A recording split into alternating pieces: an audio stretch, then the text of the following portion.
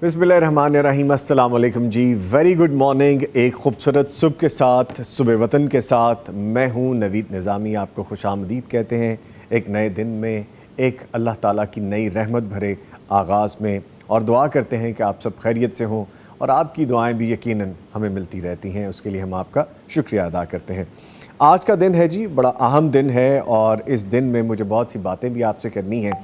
आपको पहले उसका प्रोग्राम का फॉर्मेट जो है उसके बारे में आगाह करता चलूँ कि आपको पता है तिलावत कुरान करीम से आगाज़ किया जाता है, आज का वजीफ़ा बयान किया जाता है, आपके सवालात के जवाबात दिए जाते हैं और आज किताब का तारुफ़ भी हमने आपको करवाना है। इसके साथ आज जो हमारा टॉपिक होगा वो है जनाब अशरा ज़िलहज और 28 मई यानी यौम तकबीर। आज पब्लिक हॉलीडे भी है और ख़ास तौर पर छुट्टी के लिए कह दिया गया। कल दिन के सारे मामलात चलते रहे और जब ये ख़बर आई तो ऑफ़िस आते हुए एहसास हुआ कि आज मुकम्मल छुट्टी है और इस दिन के हवाले से भी हमें बात करनी है। इन दोनों टॉपिक्स को डिस्कस करेंगे आज की बात में। उसके बाद हेल्थ एंड फिटनेस का सेगमेंट है जिसमें माहिर तिब होंगे हमारे साथ।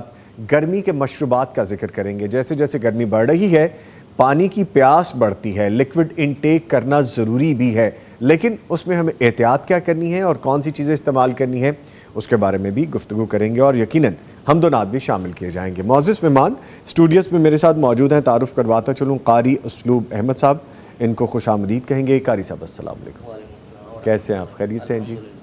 माशाअल्लाह। इनके साथ तशरीफ़ फरमा है आपकी जानी पहचानी शख्सियत मुफ्ती मौलाना मोहम्मद अजमल भट्टी साहब, फ़ाज़िल मदीना यूनिवर्सिटी हैं, हदीस और शरई इल्म के उस्ताद हैं, PhD स्कॉलर हैं। इनको भी खुशामदीद कहेंगे। सर अस्सलाम वालेकुम। वालेकुम अस्सलाम व रहमतुल्लाहि व बरकातहू। खैरियत से हैं सर? माशाअल्लाह, अल्हम्दुलिल्लाह अल्हम्दुलिल्लाह। ठीक है सर। आपको पता है जी, आप तक प्रोग्राम पहुंचाने के लिए हमें ताउन हासिल है सूफ़ी सोप एंड केमिकल इंडस्ट्रीज़ का, दारुस्सलाम इंटरनेशनल का और अत्तैबा इंटरनेशनल का। इनके इश्तराक से सुबह वतन आप तक पेश किया जा रहा है। चलते हैं कारी साहब की जानिब, आगाज़ करते हैं। कारी साहब तिलावत कुरान करीम से आगाज़ कीजिए। औज़ु बिल्लाहि मिनश शैतानिर रजीम।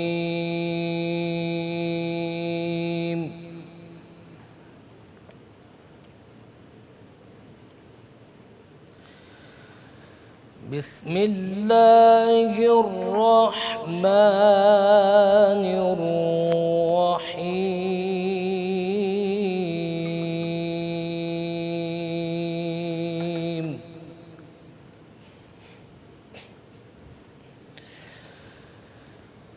मा कान मुहम्मदुन अबा अहदिम मिर रिजालिकुम वलाकिर रसूलल्लाह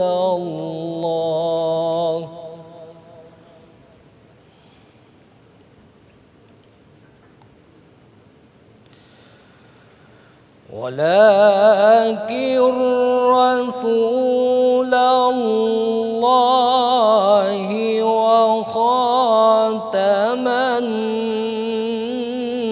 नबीय्यीन।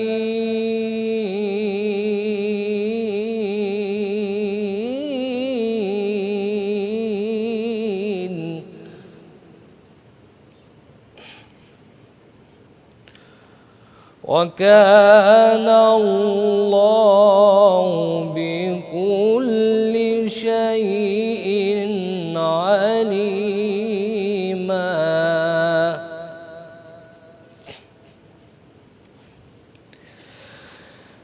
يا أيها الذين آمنوا اذكروا الله ذكرا كثيرا وسبحوه بكرة وأصيلا هو الذي يصلي عليكم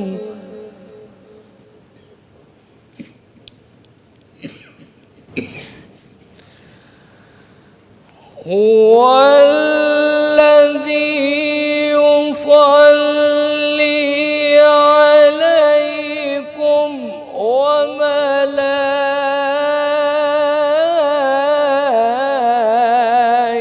وملائكته ليخرجكم من الظلمات إلى النور.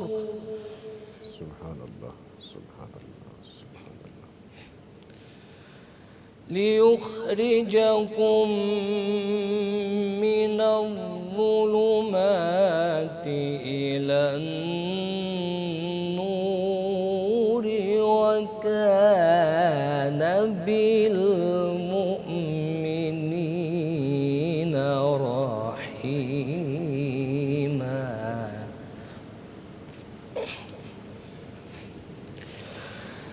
وكان بالمؤمنين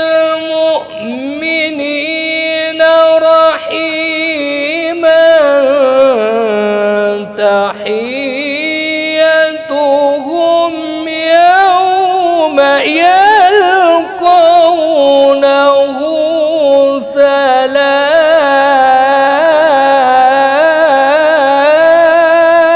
سلام. سبحان اللہ سبحان اللہ سبحان اللہ سبحان اللہ.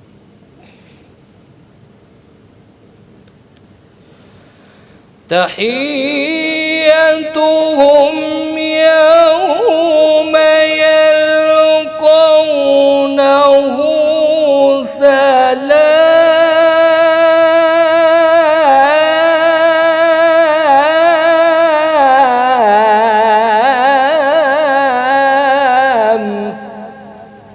سبحان اللہ سبحان اللہ سبحان اللہ.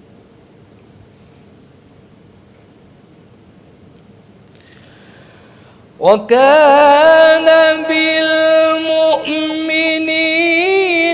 رحيما. تحيتهم يوم يلقونه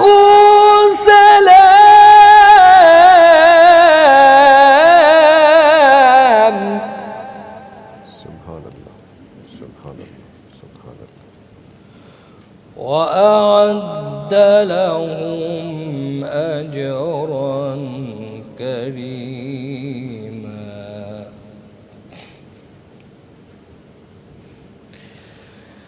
يا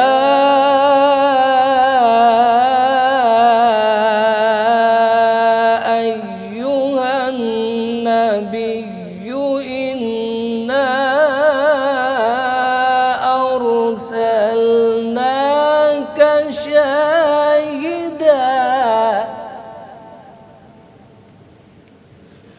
شاهدا ومبشرا ونذيرا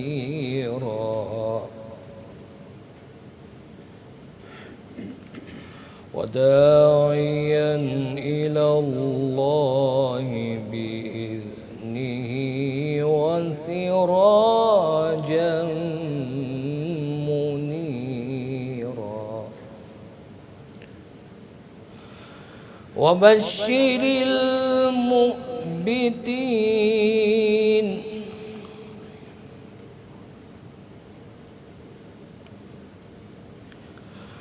وبشر المؤمنين بأن لهم من الله فضلا كبيرا.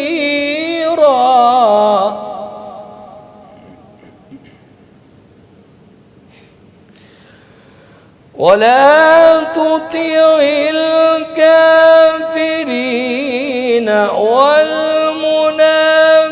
والمنافقين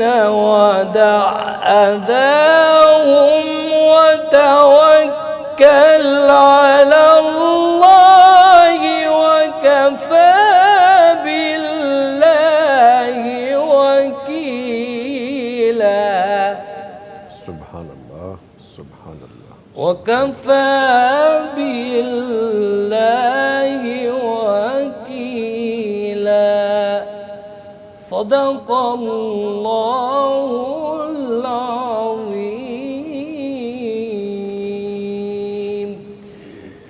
سبحان اللہ. جزاک اللہ قاری صاحب, اللہ تعالیٰ آپ کو جزائے خیر عطا فرمائے. ایک ذمہ داری ہے جی, وہ بھی میں ادا کرتا چلوں. آج کی کتاب کے بارے میں آپ کو بتاتا چلوں. یہ میرے ہاتھ میں کتاب ہے اور دیکھیے کتنی خوبصورت اس کا سر ورک ہے, اور کتاب کا نام ہے بلوغ المرام. صدیوں سے حدیث اور فقہ کے عنوان سے مدارس میں شامل نصاب اور لائبریریز کی زینت کتاب ہے یہ, اور کتاب کا ترجمہ ہے. علماء اور طلباء کے ساتھ ساتھ عوامی حلقے میں ذوق فقاہت پیدا کرنے کے لیے ایک بہترین تحفہ ہے یہ. یہ کاوش شارح صحیح بخاری حافظ ابن حجر رحمہ اللہ کے ماہ ناز قلم سے لکھی گئی ہے, اور اس کا ترجمہ اور شرح معروف عالم دین مولانا صفی الرحمن مبارک پوری رحمہ اللہ نے کی ہے. احادیث مبارکہ سے حاصل ہونے والا مسائل اور فوائد بھی ہیں اس میں, اور راویان حدیث خصوصاً صحابہ کرام رضی اللہ عنہم کے حالات بھی شامل ہیں. دارالسلام کے شو رومز اور darussalam.pk سے آپ آن لائن بھی یہ حاصل کر سکتے ہیں. بلوغ المرام آج کی کتاب, جس کے بارے میں آپ کو آگاہ کیا. مسلم لائبریری میں اس کا ایڈیشن ہونا بھی ضروری ہے. فوری سے چلتے ہیں بڑی صاحب کی جانب. بڑی صاحب, وقت آپ کو پتہ ہے چونکہ کم ہوتا ہے, کام بہت زیادہ ہوتے ہیں, تو گزارش ہے کہ کرنے کا کام بتا بسم اللہ الرحمن الرحیم. الحمدللہ رب العالمین والصلاة والسلام علی اشرف الانبیاء والمرسلین. اما بعد, نامی بھائی آپ کو پتہ ہے عشرہ ذی الحجہ شروع ہونے والے جی ہیں. بالکل بالکل. اللہ تعالیٰ کی رحمتوں برکتوں والے دن شروع ہو رہے ہیں. الحمدللہ, بالکل. تو ان کے اندر جو افضل ترین عمل ہے وہ کون سا ہے؟ جی کون سا عمل ہم کریں گے تو سب سے اعلیٰ اور افضل ہوگا؟ تو وہ یقیناً حج ہے. حج کے اندر پھر بے شمار باتیں شامل ہیں اس کے اندر. تو حج سے اللہ کی کتنی رحمتیں بندے کو حاصل ہوتی ہیں, کیسی کیسی اللہ کی نوازشات حاصل ہوتی ہیں, اس کے لیے نبی رحمت صلی اللہ علیہ وسلم کا ایک فرمان آپ کی خدمت میں پیش کرنا ہے. حضرت عمر بن عاص رضی اللہ تعالی عنہ مسلمان ہونے کے لیے آمنہ کے لال صلی اللہ علیہ وسلم کی خدمت میں پیش ہوئے, ہاتھ آگے بڑھایا کلمہ پڑھنے کے لیے, بیعت کرنے کے لیے, اور پھر پیچھے ٹھا لیا. تو اللہ کے نبی صلی اللہ علیہ وسلم نے پوچھا ما لک یا عمر, عمر کیا ہوا ہے؟ جب آ ہی گئے ہو مسلمان ہونے کے لیے, آپ بیعت کرتے وقت ہاتھ پیچھے کیوں کھینچ لیا ہے؟ کہنے لگا جی اشترط, میں اب بیعت کرنے سے پہلے ایک شرط رکھنا چاہتا ہوں. اللہ کے نبی صلی اللہ علیہ وسلم نے پوچھا ہے مسلمان ہونے لگے ہو تو شرطیں کیسی؟ جی کہنے لگا جی مسلمان میں اس صورت میں ہوں گا کہ میرے پچھلے سارے گناہ معاف ہو جائیں, پھر میں مسلمان ہوتا ہوں. تو آپ نے فرمایا اما علمت یا عمر, عمر تمہیں پتہ نہیں ہے ان الاسلام یہدم ما قبلہ, اسلام قبول کرنے کے بعد انسان کے پچھلی ساری زندگی کے گناہ اللہ معاف کر دیتا ہے. اللہ اکبر. جتنی بھی زندگی گزاری ہے 50-60 سال جتنی بھی گزار کے آئے ہو, اللہ نے جتنے بھی گناہ تم نے کیے وہ سارے کے سارے اپنی رحمت سے معاف کر دینے ہیں. وَالتَّوْبَةُ تَهْدِمُ مَا قَبْلَهَا, اور اسی طرح توبہ کے ساتھ بھی اللہ تعالیٰ زندگی کے سارے گناہ معاف کر دیتا ہے. بلکہ یہاں مجھے ایک اور حدیث یاد آ گئی کہ اللہ کے نبی صلی اللہ علیہ وسلم نے فرمایا کہ جب شیطان کو اللہ تعالیٰ نے اپنی رحمت سے محروم کیا نا, تو اس نے قسم کھا لی فَبِعِزَّتِكَ يَا رَبْ لَا أَزَالُ أُؤْذِي عِبَادَكَ مَا دَامَتْ أَرْوَاحُهُمْ فِي أَجْسَادِهِمْ, اللہ تیری عزت کی قسم تیرے بندوں کو گمراہ کرتا رہوں گا جب تک روحیں ان کے جسموں میں موجود ہیں, میں نہیں چھوڑوں گا. تو اللہ عرش والے کی غیرت بھی جوش میں آئی, تو اس نے 3 قسمیں اٹھائیں. قافہ بعزتی وجلالی وارتفاع مقامی, مجھے میری عزت, میرے جلال, میرے بلند مرتبے کی قسم, میں بھی اپنے بندوں کو اس وقت تک معاف کرتا رہوں گا جب تک وہ آ کر کہیں گے اللہ معاف کر دے. تو جب بندہ اللہ سے سچی توبہ کرتے ہوئے ایک دفعہ کہتا ہے نا ربا سونیا ہو گئی غلطی معاف کر دے, تو وہ ایک دفعہ ندامت سے کہنا ہی کافی ہو جاتا ہے. تو اللہ کے نبی صلی اللہ علیہ وسلم فرماتے ہیں وَالتَّوْبَةُ تَهْدِمُ مَا قَبْلَهَا, توبہ کرنے سے پچھلی زندگی کے سارے عیب سارے گناہ معاف ہو جاتے ہیں. اور آخر میں فرمایا وَالْحَجُّ يَهْدِمُ مَا قَبْلَهُ, اور حج کرنے سے، جس کے لیے ہمارے احباب گئے ہوئے ہیں، اللہ تعالیٰ سب کی یہاں حاضری کو قبول فرمائے. آمین آمین. تو وہ پر مشقت 4 سے 5 دن جو ہے نا حج کے، وہ گزارنے کے بعد بھی بندہ ایسے ہو جاتا ہے کہ اللہ کے نبی کہتے ہیں کہ اللہ نے زندگی کے سارے گناہ معاف کر دیے. سبحان اللہ. تو اللہ تعالیٰ جو حج پر گئے ہوئے ہیں ان سب کو یہ سعادت نصیب فرمائے، آمین. ان کا حج مبرور بنائے آمین. اور ان کو جنت الفردوس عطا فرمائے. آمین آمین. ٹھیک ہے سر، سوالات کی جانب بڑھتے ہیں. پوچھا گیا ہے اگر لڑکی کی رضامندی کے بغیر اس کا نکاح کر دیا گیا ہو، زبردستی دستخط کرائے گئے ہوں، تو نکاح باطل ہے یا نہیں؟ اور اگر اولاد ہو چکی ہو تو وہ حرام ہوگی یا حلال؟ استغفر اللہ استغفر. اللہ اکبر. اسلام بہت پیارا سا دین ہے، ہر کسی کو اس کا حق دیتا ہے. اسلام نے بچی کو بھی حق دیا ہے کہ شادی کے موقع پر وہ اپنی رضامندی بتائے کہ وہ رضامند ہے یا نہیں ہے. بلکہ اللہ کے نبی صلی اللہ علیہ وسلم نے والدین کو حکم دیا ہے کہ لا تنکح الایّم حتی تستعمر. جو بیوہ ہے، جو مطلقہ ہے، اس کی شادی اس کے مشورے کے بغیر نہ کی جائے. ولا تنکح البکر حتی تستاذن. اور جو کنواری بچی ہے اس کی بھی اجازت کے بغیر اس کی شادی نہ کی جائے. ہاں کچھ علماء کرام کہتے ہیں کہ کنواری بچی جب ابھی ناسمجھ ہوتی ہے، اتنی سمجھ نہیں ہوتی، حالات کا پتہ نہیں ہوتا، معاملات کا پتہ نہیں ہوتا، تو والد اس پر زبردستی بھی کر سکتا، لیکن یہ موقع بھی درست نہیں ہے. کسی بچی پر، وہ بیوہ ہو، وہ مطلقہ ہو، وہ کنواری ہو، اس پر زبردستی نہیں کی جا سکتی. اس کی اجازت سے، اس کی رضامندی سے شادی ہوگی. اگر والدین زبردستی کر دیں، اور عموماً ہمارے معاشرے میں ایسا ہی ہوتا ہے کہ زبردستی شادی کر دی، جیسے انہوں نے کہا کہ دستخط زبردستی کروائے گئے، تو اب اس بچی کو حق حاصل ہے کہ وہ نکاح کے بعد اس نکاح کو جاری رکھے یا ختم کر دے. اگر وہ جاری نہیں رکھنا چاہتی، عدالت میں جائے، وہاں بیان دے دے کہ میری شادی زبردستی ہوئی ہے، میں اس کو جاری نہیں رکھنا چاہتی. جی. لیکن اگر وہ جاری رکھے ہوئے ہے، یہاں تک کہ بچے بھی ہو گئے ہیں، تو پھر کچھ نہ کچھ رضامندی تو ہوگی نا. جی. کچھ نہ کچھ تو ہو گئی. تو یہ جو بچے ہیں یہ نکاح کے ساتھ ہوئے ہیں، اگرچہ بچی نے قبول نہیں کیا لیکن نکاح تو ہوا ہے، پورے پروٹوکول کے ساتھ ہوا ہے، ولی بھی موجود تھا، حق مہر بھی ہے، گواہ بھی ہے، ساری شرطیں پوری کی ہیں. تو نکاح ہونے کی وجہ سے بچے بالکل حلال اور جائز کے ہیں. لیکن بچی کا مسئلہ ہے کہ وہ اگر وہاں نہیں رہنا چاہتی تو عدالت جائے، عدالت جا کر اپنا نکاح ختم کرا دے. ٹھیک ہے ٹھیک ہے. اچھا بڑے صاحب، ضمناً ایک بات ذہن میں آ گئی. اکثر لوگوں کو میں نے دیکھا ہے کہ وہ حق مہر تو دیتے ہی نہیں، اور وہ سمجھتے ہیں کہ یہ دینا کوئی اتنی بڑی بات نہیں ہے، دے دیا نہ یہ دیا. بڑی فضول سی حرکت ہے جی. کہ بینڈ باجے پر لاکھوں روپے خرچ کریں گے، شرلیوں پٹاخوں پر، بارات کی مووی پر بے تحاشا خرچ کریں گے، اور حق مہر کی وقت وہ ان کو سانپ سونگ جاتا ہے. پوچھیں کتنا تو ایک دوسرے کی طرف دیکھتے ہیں، ابو سے پوچھ لیں، ماموں سے پوچھ لیں، چاچو سے پوچھ لیں. تو حق مہر ضروری ہے، اور پھر دیتے بھی نہیں، خاوند کی حیثیت کے مطابق دینا چاہیے. ہاں جی، یہ حق ہے اس کا. اور جو نہیں دیتے اس کے وہ گناہ گار ہیں، گناہگار ہیں، سخت گناہ گار ہیں. ٹھیک ہے. آگے پوچھا کہ میرے 7 بچے ہیں، 6 بیٹیاں اور 1 بیٹا، اور کسی وجہ سے میں فطرانہ نہیں دے سکی. 1 ہفتہ پہلے میرا بیٹا چھت سے گر گیا تھا اور بچیوں کو بھی بیماری ہو رہی ہے، کیا اب میں فطرانہ ادا کر سکتی ہوں؟ اچھا، اب ذہن یہ بنا لیا گیا ہے جی کہ شاید یہ بچہ چھت سے اس لیے گرا کہ ہم نے فطرانہ نہیں دیا تھا، بچیاں بیمار اس لیے ہو رہی ہیں کہ ہم نے فطرانہ نہیں دیا تھا. تو ایسی سوچ تو غلط سوچ ہے، ایسی سوچ تو نہیں بنانی چاہیے. انسانوں کے پاس کوئی کنفرمیشن نہیں ہے کہ یہ مسئلہ ایسے ہوا تو کیوں ہوا. یہ اللہ کا راز ہے، تقدیر ہے اس کی، جیسے اس نے لکھا تھا ویسے ہو گیا. آپ اس کو یہ تو کہہ سکتے ہیں کہ ہم سے کوتاہی ہوئی تھی تو ہم اس کی تلافی کرنا چاہتے ہیں، لیکن اس کو اس کے ساتھ اٹیچ نہیں کریں کہ فطرانہ نہیں دیا تو اس لیے بچہ گرا ہے، فطرانہ نہیں دیا تو اس لیے بچیاں بیمار ہوئی ہیں. یہ اس کو بالکل آپس میں جوڑے نہیں. ٹھیک ہے. تو پہلی بات تو یہ ہے کہ فطرانے کا وقت ہے عید کی نماز سے پہلے پہلے. اللہ کے نبی صلی اللہ علیہ وسلم فرماتے ہیں اگر اس سے پہلے پہلے ادا کر دیا ہے تو وہ صدقہ فطر ہے، اور اگر عید کی نماز پڑھنے کے بعد دیں گے تو وہ عام صدقہ شمار ہوگا. صدقہ فطر تو وہ رہ گیا ہے. صدقہ فطر کا مقصد تھا عید والے دن غریبوں کی مدد کرنا، ان کو کھانے کے لیے کچھ دینا، اور روزے دار کی روزے میں جو کمی کوتاہی تھی اس کو دور کرنا. تو وہ تو دونوں چانس ختم ہو چکے ہیں، وہ تو اب اویل نہیں ہو سکتے. لہذا صدقہ فطر اب دینے کی ضرورت نہیں. عام صدقہ کریں، اور بلکہ اب اس نیت سے کریں کہ اللہ نے جو بچے بیمار ہیں ان کو اللہ سے دے دے. آمین۔ اللہ کے نبی صلی اللہ علیہ وسلم فرماتے ہیں داؤ مرضاکم بالصدقہ، اپنے مریضوں کا علاج صدقہ دے کر بھی کرو۔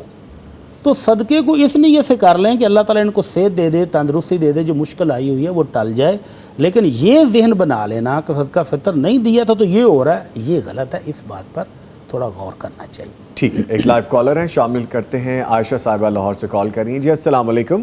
وعلیکم السلام جی شکریہ۔ مجھے یہ دعا سوال تھی مفتی صاحب سے کہ رزق میں اضافے کے لیے، میرے رزق میں بہت کمی ہے، اور دوسرا میرا سوال یہ ہے کہ میں چاہتی ہوں میں اپنے بھائیوں کی ہیلپ کروں، کوئی ایسا وظیفہ بتائیں جو مجھے اللہ اتنا دے یا میرے بھائیوں کو اتنا دے دے کہ ان کی جو حالات ہیں وہ ٹھیک ہوں، یا مجھے اللہ دے میں ان کو دے سکوں۔ میری بڑی خواہش ہے کہ میں لوگوں کی ہیلپ کروں، کوئی ایسا وظیفہ بتائیں پلیز، مجھے بڑی جی ٹھیک مہربانی ہے، ہے۔ شکریہ کال کرنے کا جی۔ ریگولر کالر ہے ویسے، اللہ یہ اکبر۔ فرمائیے گا سر۔ تو ریگولر کالر کو تو پتہ ہونا چاہیے کہ ہم وظیفہ کیا بتاتے ہیں، بٹ سم ٹائمز ہوتا ہے نا کال کر کے خود پوچھ تو لیں۔ خاص وظیفہ رزق کے لیے یہ ہے کہ اللہ تعالیٰ کا تقوی اختیار کیا جائے، جہاں کہیں کو اللہ کی نافرمانی ہو رہی ہے اس کو پہلے ختم کر دیں، اس کے بعد جب آپ پسینے میں لتھڑے ہوئے کپڑے اتار کے نئے کپڑے پہن کے پرفیوم لگائیں گے تو پرفیوم بھی اچھی لگے گی۔ تو پہلے گناہوں کو چھوڑیں، نافرمانی اللہ کی کہیں بھی ہو رہی ہے تو چھوڑ دیں، اس کے بعد ذکر اذکار کریں، دروشی پڑھیں، تو انشاءاللہ اللہ کی رحمتیں آئیں گی، برکتیں آئیں گی۔ تو اللہ کے رسول صلی اللہ علیہ وسلم کا لایا ہوا قرآن ہمیں کیا بتاتا ہے، وَمَن يَتَّقِ اللَّهَ يَجْعَل لَّهُ مَخْرَجًا وَيَرْزُقْهُ مِنْ حَيْثُ لَا يَحْتَسِبُ، کہ جو اللہ سے ڈر جائے، تقوی اختیار کرے۔ تقوی کا مطلب یہ نہیں ہے کہ بس تسبیح پکڑ لی اور پھیرے جائے اور جتنے غلط کام ہیں وہ بھی جاری رکھے ہو۔ غلط کام اگر کوئی بھی آپ کی زندگی میں ہے تو اس کو پہلے ختم کریں، توبہ کر لیں پکی، اس کے بعد ذکر اذکار بھی کرنے شروع کر دیں، تو یہی تقوی ہے۔ تو یہ تقوی کی بدولت اللہ کا وعدہ ہے کہ رزق وہاں سے دے گا جہاں تمہاری سوچ بھی نہیں جائے گی۔ ٹھیک تو ہے، انشاءاللہ رزق میں اضافہ ہو جائے گا، بشرطے کہ آپ لوگ متقی بن جائیں۔ انشاءاللہ تعالیٰ۔ ٹھیک ہے جی، پروگرام جاری ہے جی، ایک چھوٹا سا وقفہ ہے، اس کے بعد دوبارہ حاضر ہو رہے ہیں، ہمارے ساتھ رہیے گا۔